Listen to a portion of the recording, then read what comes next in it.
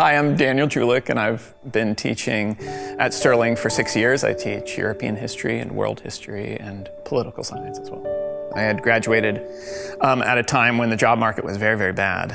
When I finished my PhD, I was married with 2 kids, and I needed a work. I needed a place to earn an income.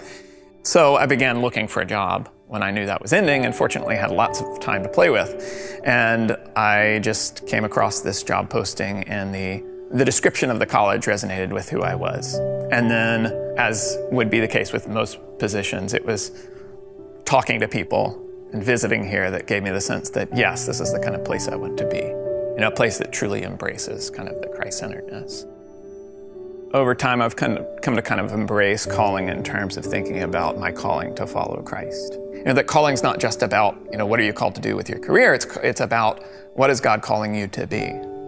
You know, in all of the ways that you are, you know, as a whole human being, not, I'm called to do this in this area, in this area, in this area, but, you know, what does it look like for me to live day to day? I could, if I chose, be the best I can be at being a college professor, at being a researcher, whatever it is. But if I chose to do that, for me anyway, I wouldn't be even responding to a call to be present for my family, and to be a husband, to be a father, to be someone who is a friend. I always want to be kind of open as someone who's been called by God to change.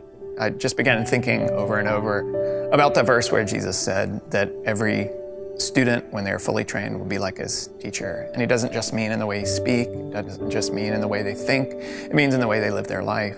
And if I want my students to live lives that are balanced and I think that are responding to the multiple calls on them, that's the kind of life I need to be living.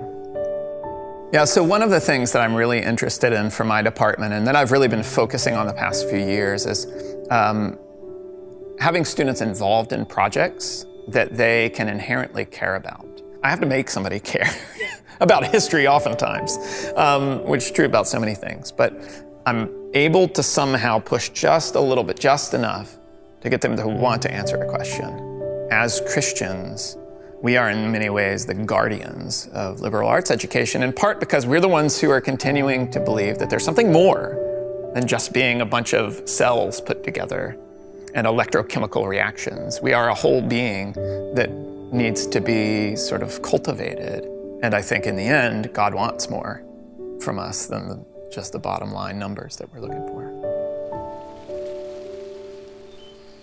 I'm Dr. Jenny Dyson, and I'm a psychology professor here at Sterling College.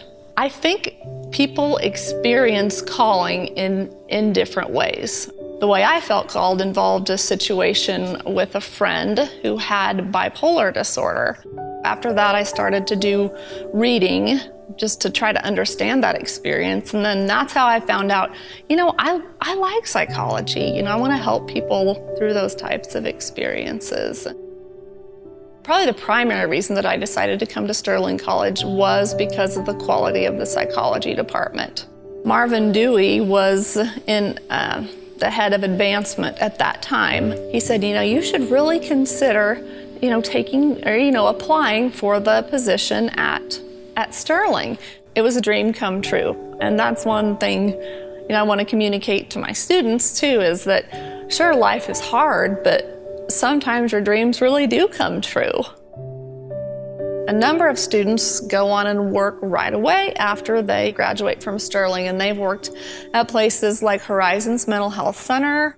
But our program prepares people really well for graduate school. I have had a number of students go on and get into master's degrees. Okay, a couple have been accepted to doctoral programs right away.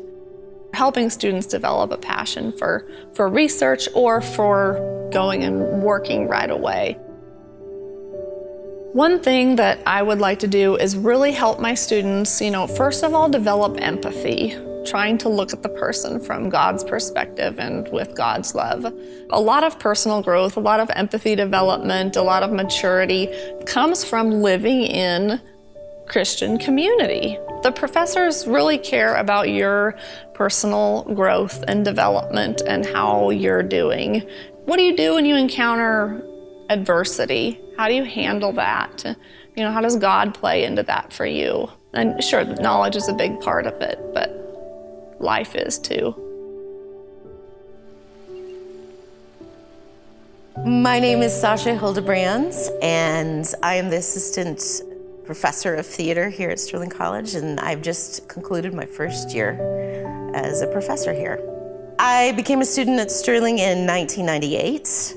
I was actually very much set to go to a different college to be a music major.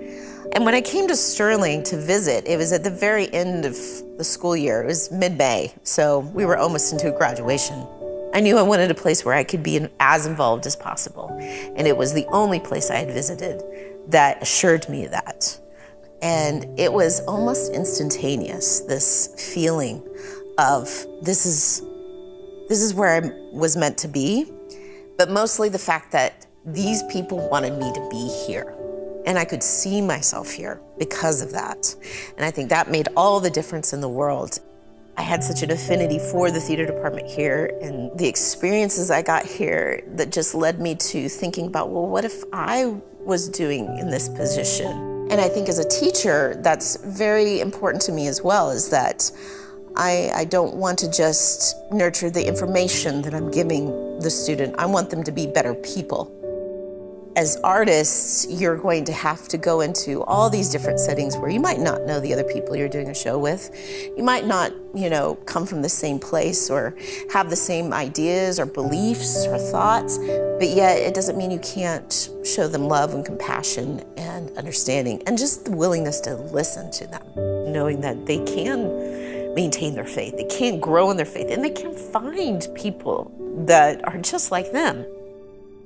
If I'd known now where I would have been when I started and what happened to me in between those times to get to this point, I would laugh because I would never have imagined that I would have had those kind of experiences. Now, in retrospect, that it was all meant to be. If you trust God enough and you put your faith in God enough, He's going to lead you to the right place that He wants you to be led.